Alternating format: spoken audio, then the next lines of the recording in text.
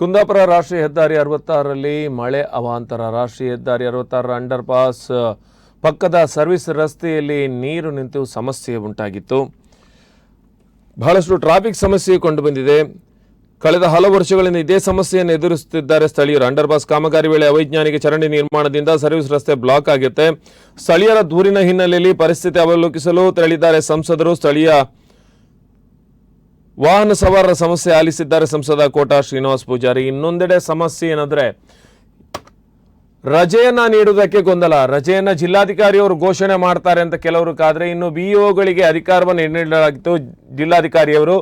ಆದರೆ ಬೈಂದೂರು ಪ್ರದೇಶಗಳಲ್ಲಿ ಕಾಲೇಜಿನ ಮೆಸೇಜ್ ಬಂದಿದೆ ಅಂತ ಕೆಲವು ವಿದ್ಯಾರ್ಥಿಗಳು ಇದನ್ನು ನೋಡದೆ ಕಾಲೇಜಿಗೆ ಹೋಗಿದ್ದಾಳೆ, ಮತ್ತೆ ಮಳೆಯಲ್ಲಿ ನೆಂದುಕೊಂಡು ವಾಪಸ್ ಆಗಿದ್ದಾರೆ. ಒಟ್ಟಾರೆಯಾಗಿ ಇಂತಹ ಪರಿಸ್ಥಿತಿಯಲ್ಲೂ ಈ ರೀತಿಯ ಅವ್ಯವಸ್ಥೆ ನಿಜಕ್ಕೂ ಬಹಳ ಕಷ್ಟ ಅಂತಲೇ ಹೇಳ್ಬೋದು. ಇನ್ನೊಂದೆಡೆ ಕೆಲವು ಕಿಡಿಗೇಡಿಗಳು ಎಂಥರ ಸಂಕಷ್ಟದಲ್ಲೂ ಕೂಡ ಯಾರಿಗೆ ಏನೇ ಸಂಕಷ್ಟ ಬಂದ ಅದರಲ್ಲೂ ಮಜಾ ಮಾಡುವಂಥವ್ರು ಇದ್ದಾರೆ. ನಿನ್ನೆ ಸಾಮಾಜಿಕ ಜಾಲತಾಣದಲ್ಲಿ ನಾಳೆ ರಜೆ ಅಂತ ಒಂದು ಸುಮ್ಮನೆ ಪೋಸ್ಟ್ಗಳನ್ನು ಹಾಕಿದ್ರು, ಫೇಕ್ ಪೋಸ್ಟ್ಗಳನ್ನು ಮಾಡಿದರು.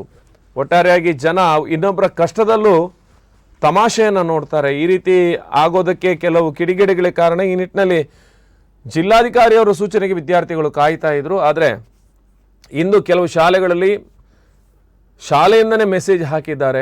ಏನಂದರೆ ಪೋಷಕರು ಈ ರೀತಿ ರಜೆ ಇದೆ, ದಯವಿಟ್ಟು ಮಧ್ಯಾಹ್ನ ನಿಮ್ಮ ಮಕ್ಕಳನ್ನು ಕರ್ಕೊಂಡು ಹೋಗಿ ಎನ್ನುವುದಾಗಿ. ಒಟ್ಟಾರೆಯಾಗಿ ಉಡುಪಿ ಜಿಲ್ಲೆಯಲ್ಲಿ ಈ ಬಾರಿಯ ಮಳೆಗಾಲದಲ್ಲಿ ಅತ್ಯಂತ ಹೆಚ್ಚಿನ ಮಳೆ ಸುರಿದು ಒಂದಷ್ಟು ಅವಾಂತರ ಸೃಷ್ಟಿಯಾಗಿದೆ.